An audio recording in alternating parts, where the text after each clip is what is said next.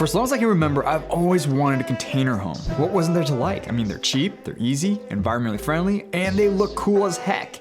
But as I got into it, I realized to build these things out legally and to code required a lot more work than I had originally thought. In fact, I came to find out that most of the container builds I saw online were actually built without meeting building code requirements or not properly engineered.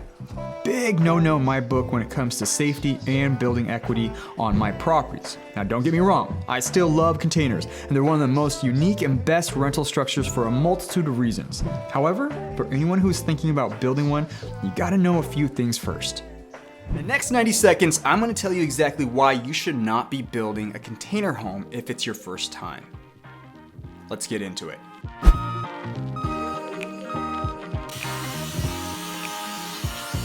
So just a quick background, I've been remodeling and building stuff basically almost my entire adult life. And I've actually got a container project, a really big container project, just on the other side of these walls. And if you listen really quietly, you might be able to hear the construction that's going on right now.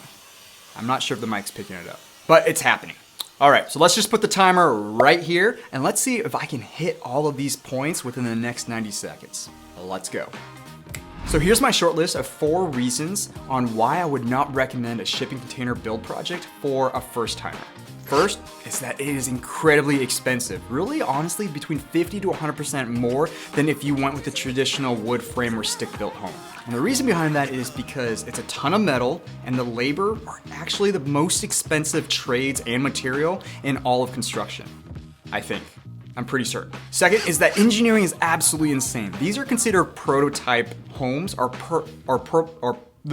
prototype, how can I say this? Or prototype dwelling units in most counties and states. So therefore they are crazy over-engineered and require a ton of very expensive inspections. And then that also means a certified mobile welder or on-site welder. And the third is that it's challenging to find good subs. Most subs have not worked on, when I say subs, I mean subcontractors, means that they don't know how to work on shipping containers. They don't have experience with them. So that means that they either don't know how to answer to troubleshoot something, or they require you to give them the answers on how to do something correctly.